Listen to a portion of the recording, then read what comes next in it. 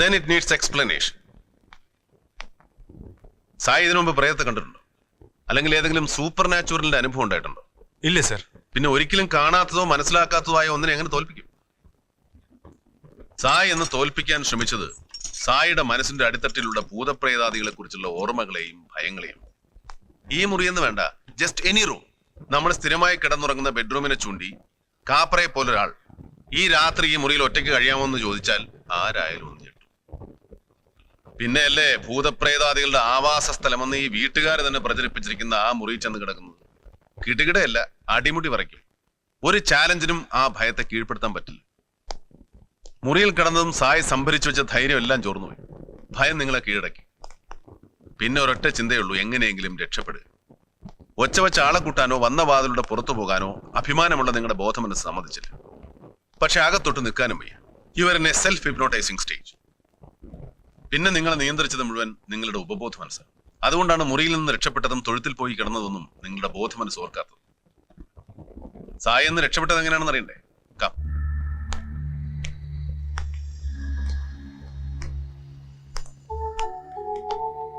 സായി, ആ വാതിൽ കണ്ടു? Yes sir. ആ വാതിൽ തുറന്നതായിട്ട് ഓർക്കുന്നുണ്ടോ? ഇല്ല. ഈ വാതിൽ തുറന്നാണ് സായി എന്ന് പുറത്തേക്ക് പോയത്. വരൂ.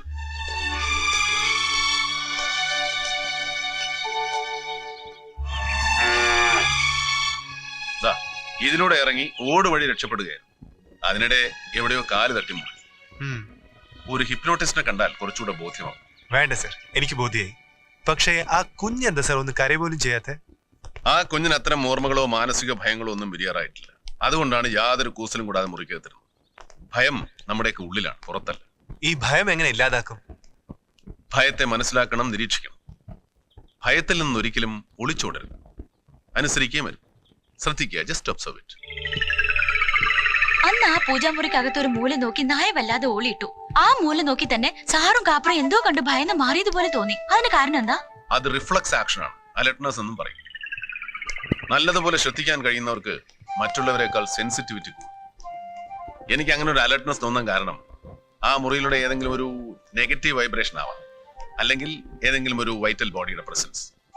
വൈറ്റൽ ബോഡി എന്ന് വെച്ചാൽ സൂക്ഷ്മ ശരീരം. അതിനെ എർത്ത് ബൗണ്ട് സ്പിരിറ്റ് എന്നും വിളിക്കാം. ആരുടെ വൈറ്റൽ ബോഡിയാ മുറിയിൽ? May be Maithili. കയ്യോ കാലോ മുറിച്ചു മാറ്റിയവരോട് ചോദിച്ചാൽ അവർ പറയും കുറെ കാലത്തേക്ക് ആ അവയവങ്ങൾ അവിടെ തന്നെ ഉള്ളതായി തോന്നിയിരുന്നു. അതിന് കാരണം ആ വാക്വം ഈ വൈറ്റൽ ബോഡി ഫില്ല് ചെയ്യുന്നുണ്ട്. ഈ പ്രേതം എന്നൊക്കെ കേൾക്കുമ്പോ ഉള്ളിലെ ഓർമ്മ വെച്ച് ഭയപ്പെടേണ്ടയോ പരിഭ്രമിക്കേണ്ടയോ കാര്യമില്ല. ആര് മരിച്ചാലും ഈ സൂക്ഷ്മ ശരീരം ശേഷിക്കും. അതുകൊണ്ടാണ് അതിന് ശേഷമുള്ള ക്രിയകൾക്ക് ശേഷക്രിയ എന്ന് പറയുന്നത്. അത് ഓരോരുത്തരുടെ മതവിശ്വാസം അനുസരിച്ച് മാറിയെന്നിരിക്കും. അല്ലാതെ പ്രേത ആരെയും പേടിപ്പിക്കില്ല, പ്രതികാരം ചെയ്യില്ല. വേഷം മാറാനോ വെള്ളസാരി കൊടുത്ത് പാട്ടുപാടി നടക്കാനോ ഒന്നും പ്രേതത്തിന് കഴിയില്ല. പിന്നെ എന്തിനാ സാർ അതിന് ദോഷമെന്ന് പറയുന്നത്? ആത്മഹത്യ, കൊലപാതകം തുടങ്ങിയ ദുർമരണങ്ങൾ സംഭവിച്ചവരുടെ സൂക്ഷ്മ ശരീരം ചിലപ്പോൾ ദോഷകരമായി നൽകുന്നു. ആ വൈറ്റൽ ഫോഴ്സ് അതുമായി ബന്ധപ്പെട്ടവരുടെ ജീവിതത്തെ പ്രതികൂലമായി ബാധിക്കും എന്ന് പറയാറുണ്ട്. ഈ പ്രേതബാധ ഒഴിപ്പിക്കാൻ എന്തൊക്കെ കർമ്മം ചെയ്തു, എന്നിട്ടും എന്താ അത് ഇവിടുന്ന് പോവാത്തത്? അതിന്റെ കാരണവും ഈ കേസിന്റെ അന്വേഷണത്തിന്റെ അവസാനം കണ്ടെത്തുമെന്ന് പ്രതീക്ഷിക്കാം. ഏതായാലും ഒരു കാര്യം ഉറപ്പിച്ചു പറയാം, മൈഥിലിയുടെ മരണത്തെക്കുറിച്ച് മറ്റു ചിലർക്ക് കൂടെ അറിവുണ്ട്. അത് ഭൂതമായാലും പ്രേതമായാലും മനുഷ്യരായാലും കണ്ടുപിടിച്ചിരിക്കും. That's our job.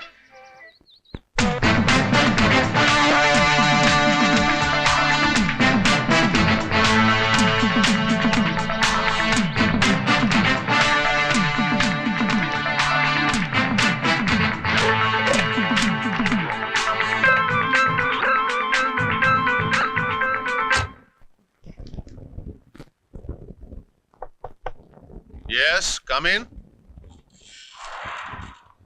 Good morning sir. Morning. അല്ല, വേറൊരാൾ കൂടെ ഉണ്ടെന്ന് പറഞ്ഞിട്ട്? വാ. വരൂ രശ്മി. ആ, സിറ്റ് ഡൗൺ. ഇതാണല്ലേ രശ്മി? അതെ. ഇരിക്കെ. CBI എന്നൊക്കെ പറഞ്ഞപ്പോ രശ്മിക്ക് ആകെ പരിഭ്രമം. കൂട്ടത്തിൽ മന്ത്രവാദിയാണെന്ന് കൂടെ പറഞ്ഞു കാണും.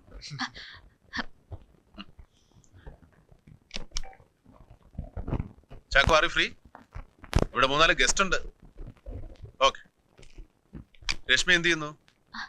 രശ്മിയുടെ വിവാഹം കഴിഞ്ഞു. സെറ്റിൽഡ് തൃശ്ശൂർ. രണ്ടുപേർക്കും ജോലിയുണ്ട്. ഒരേ സ്ഥലത്ത്? അല്ല, 2 ഫോമില. രശ്മിക്ക് അനിതയേക്കാൾ കൂടുതൽ പ്രദീപിനെ കുറിച്ച് അറിയാം സർ. ഓ, അത് കൊള്ളാമല്ലോ. പറയൂ, കേക്കട്ടെ. അറിയാന്ന് വെച്ചാ 3-4 വർഷം മുമ്പത്തെ കാര്യങ്ങളെ അറിയാവൂ. 3-4 വർഷം മുമ്പുള്ള കാര്യങ്ങളാ ഞങ്ങൾക്കും അറിയേണ്ടത്. പ്രദീപിന്റെ അമ്മ ജീവിച്ചിരിക്കുമ്പോ തന്നെ പ്രദീപിന്റെ അച്ഛന് ഇപ്പോഴുള്ള സ്ത്രീയുമായിട്ട് ബന്ധമുണ്ടായിരുന്നു.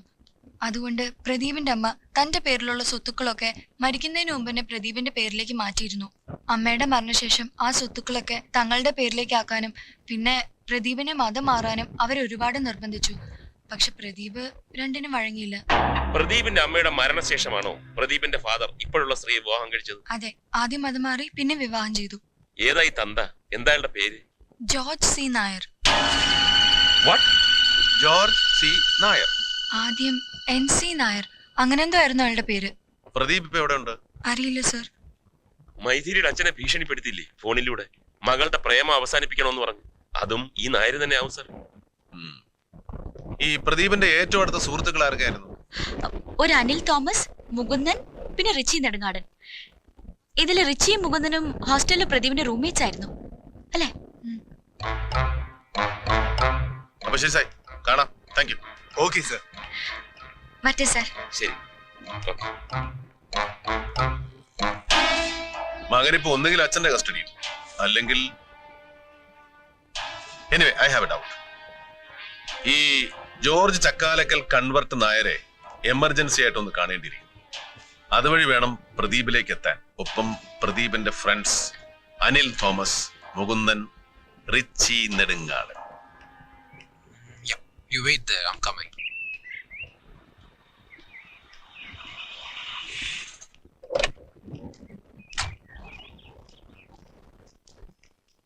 ഈ റിച്ചി നെടുങ്ങാടൻ ഏത് അപ്പാർട്ട്മെന്റില്? 7B-ലാ. എന്തിനാ? ഒന്ന് കാണാനാ. റിച്ച് സാറല്ലേ പോന്നെ? റിച്ചി, Yes? അല്പം സംസാരിക്കാനുണ്ട്. നിങ്ങളാരാ? അനിൽ തോമസും മുകുന്ദനും എവിടെ? എന്നതിനാ? പറഞ്ഞാലേ പറയൂ. ഓ, അവന്മാരൊക്കെ പല സ്ഥലത്താ. ഒത്തിരി ബുദ്ധിമുട്ടാന്നേ കണ്ടുപിടിക്കാൻ. ഒത്തിരി ഞാനങ്ങ് ബുദ്ധിമുട്ടിക്കൊള്ളാം. ഇയാള് വണ്ടിയിലോട്ട് കയറും. നിങ്ങളാരാ? ഓ, ഐ എം സോറി.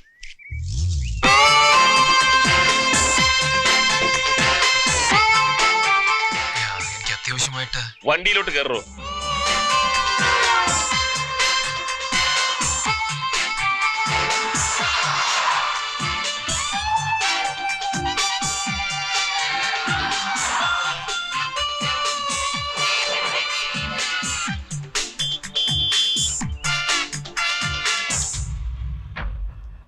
പ്രദീപിനെ കുറിച്ച് എന്തെങ്കിലും കേട്ടിട്ട് 4 വർഷത്തോളമായി സർ. അവനിപ്പോ എവിടെയുണ്ടെന്ന് ഞങ്ങൾക്ക് അറിയില്ല സർ. മൈഥിലി മരിച്ചപ്പോ നിങ്ങളൊക്കെ പോയിരുന്നു? ഞാനും മുകുന്ദനും പോയിരുന്നു. താൻ പോയില്ലേ? ഇല്ല സർ, എനിക്കതൊക്കെ കാണാൻ വലിയ പേടിയാ. ഏതൊക്കെ കാണാൻ?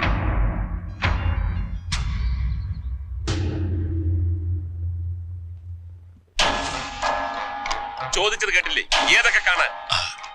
അങ്ങനത്തെ ഡെത്തൊക്കെ കാണാൻ. എങ്ങനത്തെ ഡെത്തൊക്കെ കാണാൻ? മൈഥിലി എന്തോ കണ്ടു പേടിച്ചു വീണ്. നിന്നോടാരാ ചോദിച്ചത്? നീ ആളത്ര ശരിയല്ലോടാ മോനെ. ഞാൻ സത്യമാണ് പറഞ്ഞത് സർ. നിങ്ങൾ പ്രദീപിനൊപ്പമാണോ പോയത്? പ്രദീപ് വന്നില്ല സർ. കാരണം? അവന് തീരെ സുഖമില്ലായിരുന്നു. എന്നിട്ടും അവൻ വാശി പിടിച്ചു ഒപ്പം വരാൻ. ഞങ്ങളാണ് നിർബന്ധിച്ച് അവനോട് വരണ്ടെന്ന്. ആ അവസ്ഥയിൽ അവൻ വന്നു കഴിഞ്ഞാൽ അവിടെ ആകെ പ്രശ്നമാവും സർ. ഇത്രയൊക്കെ അടുത്തൊരു സുഹൃത്ത് കഴിഞ്ഞ 4 വർഷമായിട്ട് എവിടെയാണെന്ന് അറിയില്ലല്ലേ? സത്യം അറിയില്ല സർ. ഇന്നല്ലെങ്കിൽ നാളെ പ്രദീപിനെ ഞങ്ങൾ കണ്ടുപിടിക്കും. പിന്നീട് ഇപ്പൊ പറഞ്ഞ എന്തെങ്കിലും മാറ്റി പറയേണ്ടി വന്നാൽ തീരുമാനിച്ചോ, you are booked.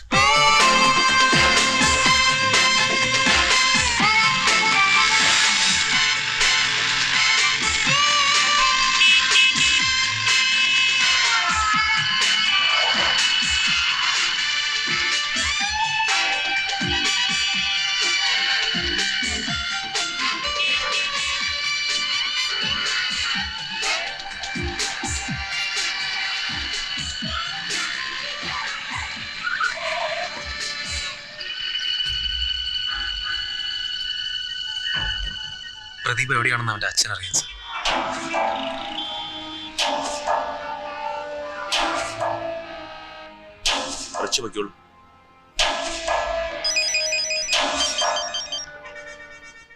Hello, Vikram സാറോ?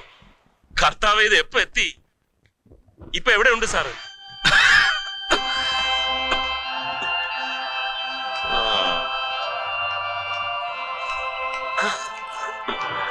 ഈശോമിശിഹായ്ക്ക് സ്തുതിയായിരിക്കട്ടെ. ഇപ്പോഴെപ്പോഴും സ്തുതിയായിരിക്കട്ടെ. ഇപ്പോഴെപ്പോഴും സ്തുതിയായിരിക്കട്ടെ. ഞാൻ ഫാദർ പുലിക്കോട്ടിൽ. ഞാൻ ജോർജ് സി നായരി. ഓ ഇതെന്റെ ഭാര്യ എലിസബത്ത്. പള്ളിയിലിട്ടിരിക്കുന്ന എലിയമ്മേന. ഓ അച്ഛനകത്തേക്ക് വന്നാട്ടെ. ഔവ്വ. സൂക്ഷിച്ച്.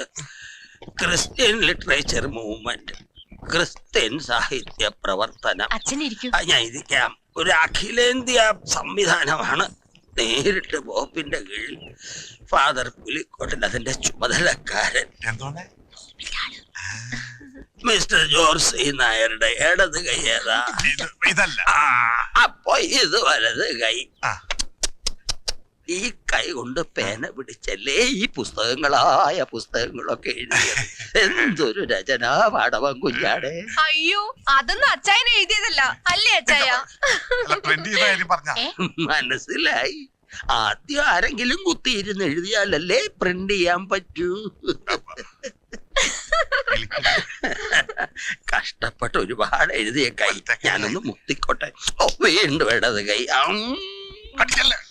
കർത്താവേ, ഇനി എന്നാണാവോ സ്വന്തം പേരിൽ 4 അക്ഷരം എഴുതി 4 ആൾ അറിയാൻ?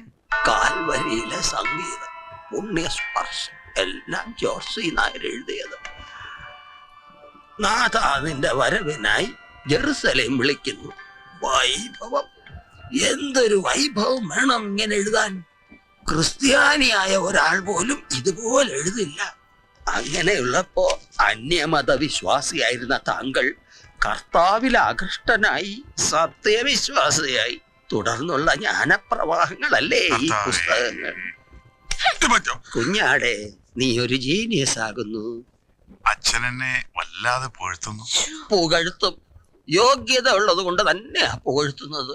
ഇനിയും പുകഴ്ത്തും. ഈ പുസ്തകങ്ങൾ സോഷ്യൽ ലിറ്ററേച്ചറോ നോവലുകളോ ആയിരുന്നെങ്കിൽ ഏതൊക്കെ പുരസ്കാരങ്ങൾ മിസ്റ്റർ ജോർജ് സി നായരെ തേടി വരികയില്ല. ഫെലോഷിപ്പ് വരെ വരും. അതിനെ പറ്റി സാധനങ്ങൾ ഞാൻ എഴുതിയിട്ടുണ്ട്. അർദ്ധരാത്രിയിൽ മണിയറയിലെ കൊലപാതകം. ഡിക്റ്റേറ്റീവാ. അർദ്ധരാത്രിയല്ല, ആദ്യ രാത്രി. രണ്ടും ഒന്ന് തന്നെയാ. രാത്രിയല്ലേ. ഇടിപറ്റിയവനെ പാമ്പ് കടി. ഈശോയെ എപ്പോ? ഇതൊരു ട്രൂ സ്റ്റോറിയാ. ഓഹോ. നേരും നെറിവും പിന്നെ ഞാനും. അത് ആത്മകഥാ പഠനം. കരുണൻ എവിടെ? അച്ഛനറിയില്ല. അയ്യോ, അതൊരു യാത്രാ വിവരണമാണ്. ഓഹോ. കരുണൻ എവിടെയെന്ന് ആർക്കും അറിയില്ല. എനിക്കും. ആരാത്? അകത്തിട്ടടച്ച മുട്ടനാടേതാ? അത് ഏലിയമ്മയുടെ തലക്ക് സ്ഥിരമില്ലാത്തൊരു വല്യപ്പനാ. ഏലിയമ്മേ, ഓ, തോമസ് കുട്ടിയുടെ ഓഫർ എന്താണെന്ന് അച്ഛനോടൊന്ന് പറഞ്ഞേ. ആരാ തോമസ് കുട്ടി? തോമസ് കുട്ടി ഇവിടുത്തെ MP അല്ലയോ? ദേ, ഈ പുസ്തകങ്ങളൊക്കെ തോമസ് കുട്ടിക്ക് കാണാൻ പാടാ. എന്നിട്ടും ജീവിച്ചിരിപ്പുണ്ടോ? പിന്നെ എന്തായിരുന്നു തോമസ് കുട്ടിയുടെ ഓഫർ? എന്താ ഇതിന് പേര്? ആന, പിണ്ടം. എന്റെ നാക്കിന്റെ അകത്തിരിക്കുന്നു. ഈ എംടിക്കും തകഴിക്കും കിട്ടിയിട്ടുള്ള സാധനം. ജ്ഞാനപീഠം. അത് തന്നെ, അത് തന്നെ. അതൊരെണ്ണം സംഘടിപ്പിച്ചു തരാന്ന് പറഞ്ഞപ്പോ ഞാൻ പറഞ്ഞു വേണ്ടാന്ന്. അച്ഛനല്ല, ജോർജ് സി നായർ പറഞ്ഞു വേണ്ടാന്ന്. അതൊക്കെ കിട്ടിയാലേ അഹങ്കാരം കൂടും. ഇപ്പോഴും അതിച്ചിരി കൂടുതലാ. പക്ഷേ തോമസ് കുട്ടി വിട്ടില്ല. 10 രൂപയുടെ റവന്യൂ സ്റ്റാമ്പ് ഒട്ടിച്ച് അപേക്ഷയായി ഡൽഹിക്ക് പോയിരിക്കുക. നേരോ? ഭാഗ്യവാൻ. അതങ്ങ് ഡൽഹി കിട്ടിയിട്ട് വേണം മറക്കിട്ടെടുക്കാൻ. ഉടനെ കിട്ടും. ഞങ്ങളും തീരുമാനിച്ചിട്ടുണ്ട് ചിലതൊക്കെ തരാൻ കുഞ്ഞാടെ. അതിന് ആപ്ലിക്കേഷൻ വേണ്ടേ? അല്പ കോംപ്ലിക്കേഷൻ ആവും. ജോർജിനും ഫാമിലിക്കും സ്വീകരണം, തുടർന്ന് ആദരിക്കൽ, പിന്നെ പ്രത്യേകം ചില സമ്മാനങ്ങളും. അതൊക്കെ ബുദ്ധിമുട്ടാവില്ലേ? എന്ത് ബുദ്ധിമുട്ട്? ഇത് ഞങ്ങളുടെ ഡ്യൂട്ടി അല്ലേ. നേരിട്ട് ക്ഷണിക്കാനാ ഞാൻ വന്നത്. ഇഷ്ടം. ജോർജിന്റെയും പെമ്പിളയുടെയും പിന്നെ മക്കളുടെയും ഫോട്ടോ തന്ന അച്ഛന് പോകാം. എന്താ ഒരാലോചന? മനസ്സിലായി. ഡേറ്റും സമയവും സ്ഥലവും ഒക്കെ പുറകെ അറിയിക്കാം. അതല്ല, പിന്നെ ഞാനും ഇവളും വരാം. മക്കള് വരണം. അതല്ലേ അതിന്റെ മര്യാദ. അതല്ല പ്രശ്നം. ഒരു മകനുള്ളത് അങ്ങ് അമേരിക്കയില. ഇവിടെ ഇല്ല. അമേരിക്കയിലാണല്ലേ? അതെ. എന്നാ ശരി, ആള് വേണ്ട. ഒരു ഫോട്ടോ മതി. മോൻ അവിടെ എന്ത് ചെയ്യുന്നു? പഠിത്തമാണോ, ജോലിയാണോ, അതോ അപ്പച്ചനെ പോലെ വാരി വലിച്ചെഴുതുവാണോ? എന്താന്ന് വെച്ചാ അത് ഒരു കുടുംബത്തിന്റെ ബയോഡാറ്റ ആവുമ്പോ ഇതൊക്കെ വേണമല്ലോ. മകനെ ഒഴിവാക്കണം അച്ഛോ. അതെന്താ വല്ല പ്രശ്നമുണ്ടോ കുഞ്ഞാടെ? ഉണ്ട്. അവൻ എന്റെ ആദ്യ ഭാര്യയിലുള്ളതാ. ഞാൻ മതം മാറി, പക്ഷെ അവൻ മതം മാറാൻ തയ്യാറല്ല. മതം മാറിയില്ലെങ്കിൽ അവനെ ഇവിടെ കേറ്റില്ലെന്ന് ഞാനും പറഞ്ഞു. പക്ഷെ കൊറേ കാലായി അപ്പച്ചനും മോനും തമ്മിൽ യാതൊരു ബന്ധമില്ല. ഒരു ബന്ധവുമില്ല. ഒരു ബന്ധമില്ല. ഇല്ല.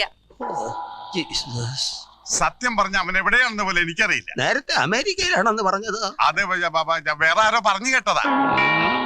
ഞങ്ങളുടെ ഫോട്ടോ മതിയെങ്കിൽ തരാ അച്ഛോ. ലേറ്റസ്റ്റ് ആയിട്ട് എടുത്തതാ. മതി, എനിക്ക് ഇത്രയും മതി.